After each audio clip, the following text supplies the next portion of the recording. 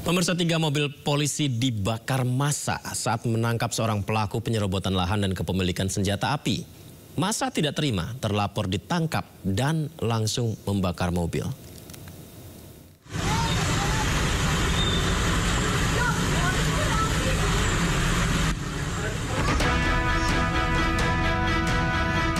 Tiga unit mobil polisi dibakar massa saat Satreskrim Polres Depok sedang menangkap terlapor kasus penyerobotan lahan dan kepemilikan senjata api. 3 mobil ini dibakar di tengah jalan dan menjadi tontonan warga. Kejadian berawal saat polisi menjemput paksa TS lantaran mangkir dari 2 kali pemanggilan atas 2 laporan polisi. Namun saat polisi menjelaskan surat perintah penangkapan, massa merusak dan membakar mobil polisi tersebut. Peristiwa tersebut berasal dari tindakan kepolisian rekan-rekan Satreskrim Polres Metro Depok. Jadi kegiatan yang kami lakukan adalah melaksanakan perintah membawa tersangka dan saksi terhadap seseorang yang pada waktu itu diketahui berada di Kampung Baru. Tidak ada korban dalam peristiwa ini. TS beserta barang bukti berhasil diamankan, sementara polisi belum menangkap pelaku pembakaran mobil. Dari Depok, Jawa Barat, Iyung Rizky, iNews melaporkan. Detasemen Polisi Militer 2 Lampung menggelar rekonstruksi kasus penembakan 3 polisi saat menggerebek judi sabung ayam di Kabupaten Waikanan. Dari rekonstruksi terungkap oknum anggota TNI Kopda Basarsyah yang telah dijadikan tersangka melakukan penembakan menggunakan senjata laras panjang yang dibawa dari rumah.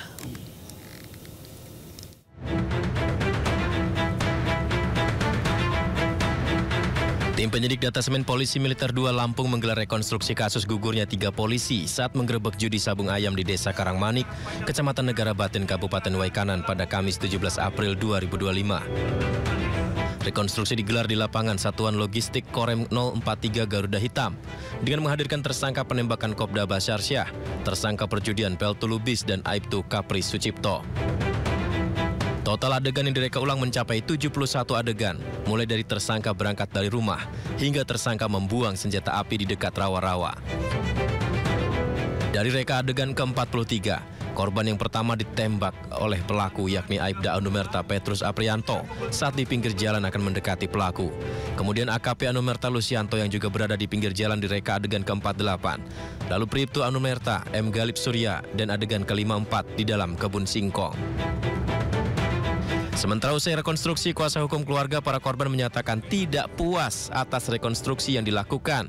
Sebab awalnya adegan yang diperagakan sebanyak 80 adegan, namun berubah menjadi 71 adegan. Pihak kuasa hukum menegaskan akan terus mengejar pembuktian tersangka dan meminta Denpom terbuka ke pihak keluarga dan kuasa hukum korban. Jujur ya, hari ini kami mewakili dari keluarga korban merasa tidak puas atas rekonstruksi yang dilaksanakan oleh Denpom hari ini, dan kami berharap Denpom terbuka kepada kami selaku kuasa hukum. Kami akan kejar pembuktian tersebut bahwa pelaku memang melakukan 340 bukan 338. Ini 340-nya nggak ada sama sekali. Dalam rekonstruksi ini terungkap Kopda Basarsyah telah membawa senjata api laras panjang dari rumah menuju arena judi sabung ayam. Aksi penembakan dilakukan pelaku saat digerebek anggota Polres Waikanan dan Polsek Negara Batin. Dari Bandar Lampung, Andres Afandi, iNews melaporkan. Ke informasi berikutnya, cerita pilu mantan pemain Oriental Sirkus Indonesia tengah menghebohkan jagat maya. Mereka melaporkan dugaan penganiayaan yang dilakukan manajemen sirkus pada Kementerian HAM.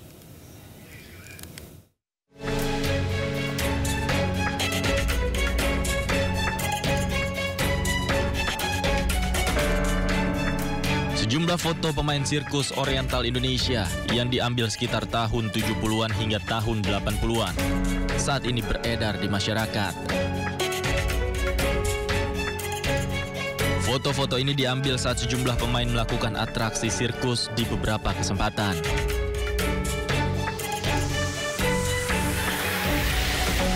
Ada juga sebuah foto yang bertuliskan curahan hati salah satu pemainnya yang jatuh saat atraksi dan sempat tidak sadarkan diri selama beberapa jam.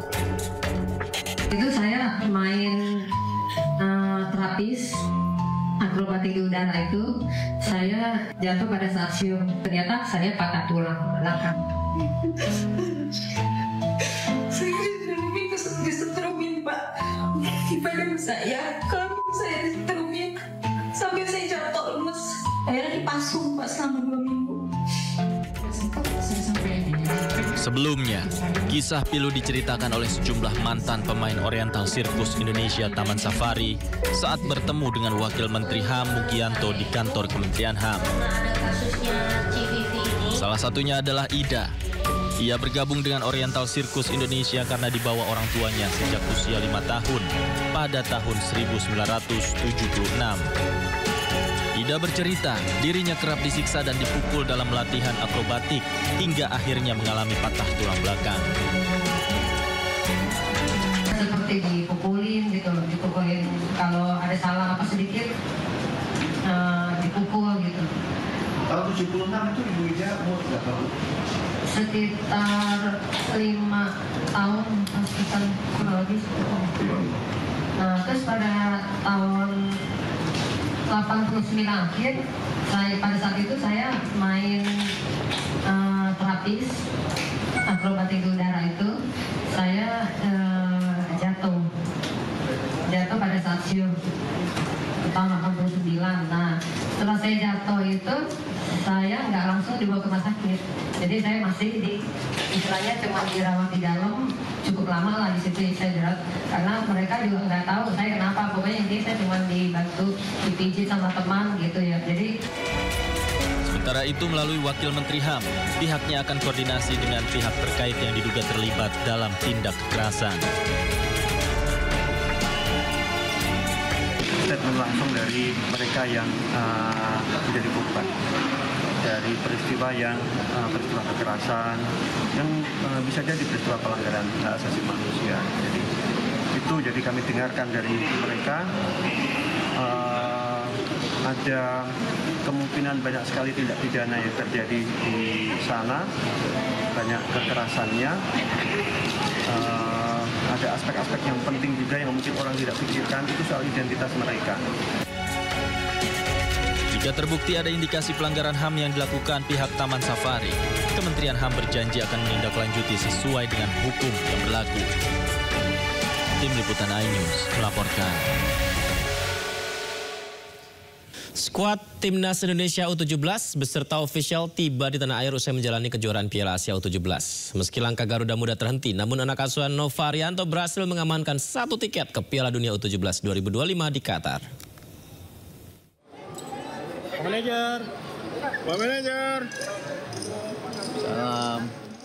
Rombongan pemain Timnas U17 beserta ofisial tiba di tanah air melalui Terminal 3 Bandara Internasional Soekarno-Hatta, Tangerang, Banten pada Kamis malam. Evandra Florasta CS memang gagal di perempat final Piala Asia, namun tetap mendapat pujian karena berhasil membawa pulang tiket lolos ke Piala Dunia U17 2025 yang akan berlangsung di Qatar. Seluruh pemain dalam kondisi baik dan sehat, termasuk Coach Nova Arianto.